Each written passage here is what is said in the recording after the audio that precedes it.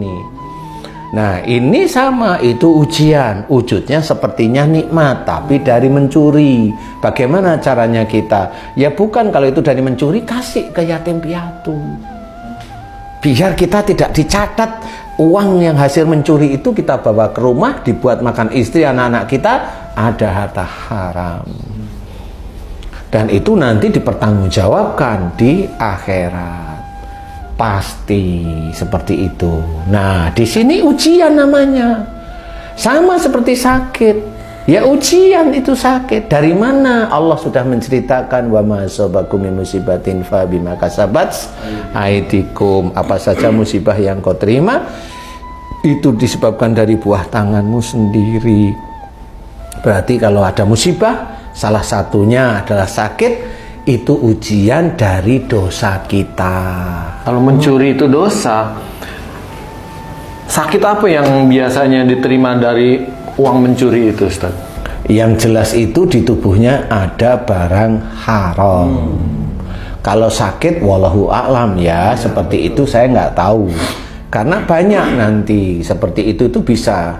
Di mana dia letaknya sifat tidak baiknya, disitulah letak nanti akan dipunculkan oleh Allah Ta'ala. Yang jelas kalau orang mencuri, orang merampok, orang begal, orang korupsi, khususnya korupsi itu yang tidak disukai oleh Allah Ta'ala, dia akan bertanggung jawab nanti di akhirat.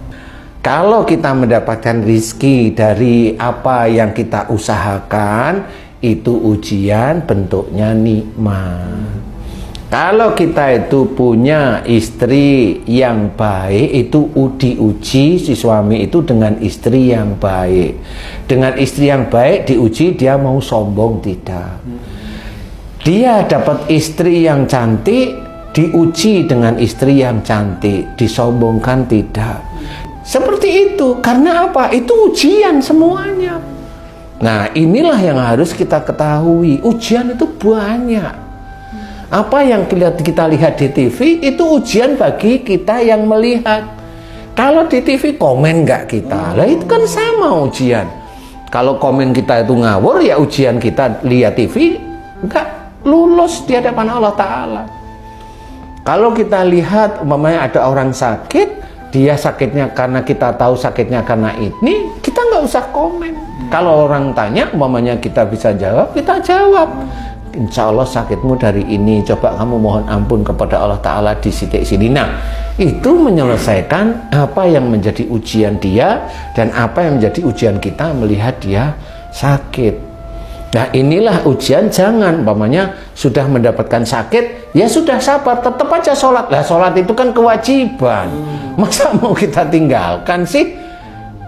Udah kita sakit, badan nggak enak, tetap kita itu khusyuk sholat. Udah nggak usah kita sholat itu sudah wajib. Gitu kalau saya, nggak usah diutak-utak di situ. Gitu ya, sholat aja tetap. Nah, yang kita selesaikan adalah sakitnya. Yang kita selesaikan adalah mencari rezekinya tadi. Yang tadi saya bilang, kalau kamu diuji Allah belum punya gaji, belum punya rezeki, udah berbulan-bulan, sabarnya bagaimana? Cari, nah, ikhtiar. Kan seperti itu. Kalau diuji dengan sakit, ikhtiarnya apa? Kembali ke jalan Allah, karena diuji dengan sakit itu dari kesalahan dan dosa-dosa kita. Jangan diceritakan bahwa musibah itu dari perbuatan tanganmu sendiri, nggak mau. Merasa kita itu orang muslim nggak pernah ada dosa. Loh, dari mana wong kita itu tahu bahwa semua anak cucu Adam itu berdosa? Tapi kita ngerti itu, tapi kita kalau dinasihati nggak mau, nolak yang itu. Lah itu kan lucu. Itu akhirnya munafik di hadapan Allah Ta'ala.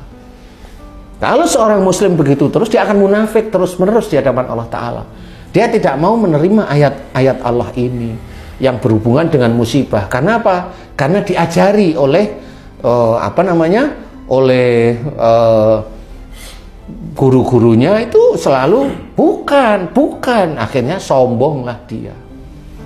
Sombonglah dia bahwa dia nggak pernah punya dosa. Tapi kalau sakit dia nggak pernah punya dosa. Tapi kalau di sehari-hari, kita manusia kan banyak dosa. Mana yang dia omongkan? Iya betul. Dia munafik terus. Dia munafik dengan keadaan dirinya. Walaupun dia kajian tapi munafik mulutnya di hadapan Allah Ta'ala. Dia mengakui dosa, dia mengakui kita itu manusia itu orang yang selalu penuh dosa. Tapi kalau dia ada musibah diberi bahwa musibah dari perbuatan. Enggak, aku enggak seperti itu. Loh gimana sih? Enggak boleh seperti itu. Nah akhirnya itulah yang kita berikan bahwa tobatlah kepada Allah Ta'ala. Mohon ampun di titik ini, di titik ini, di titik ini. Mudah-mudahan Allah memberikan ampunan sehingga sembuh. Nah akhirnya kan ujian dia yang sakit, kalau diberi kesembuhan oleh Allah Ta'ala, lulus dia. Kalau mamanya kamu tadi diberi ujian belum punya rezeki berbulan-bulan, akhirnya kamu diterima di pekerjaan tertentu, kamu dapat rezeki. Nah, kamu lulus di titik itu, lulus. Bukan yang mau dibanggakan, lulus dulu. Ada lagi ujian lagi ujian yang lagi. Nanti ujiannya, aku tuh baru ngelamar sekali aja langsung keterima. Maksudmu iki apa? Orang kan banyak yang seperti itu. Iya benar. Iya tuh.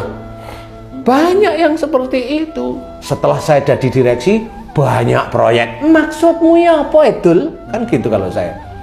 Mau sombong. Kok kayaknya Tuhanmu itu jabatanmu atau Tuhanmu itu kamu sendiri, kan gitu. Gak boleh. Kalau orang Islam seperti itu butuh kajian. Bukan berarti kalau dia itu jajarannya GM atau direksi, dikasih ustadz yang lain, dia duduk beginian. Merasa tidak salah dan bukan dia kalau dinasehatin. Dia hanya bisa bayar. Bayar itu bukan kantongnya dia kok. Kantong kantor. Kantong kantor. Iya, kantong kantor itu mau berapa coba? Mau ada ustadznya itu minta, aku butuh nih pesantrenku, aku butuh nih orang-orang ini 600 juta, ada ndak? Cariin. Padahal yang ngomong sendiri itu juga kacau juga. Orang kok minta-minta sih?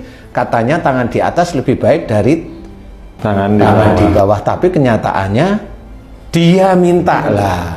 Nah,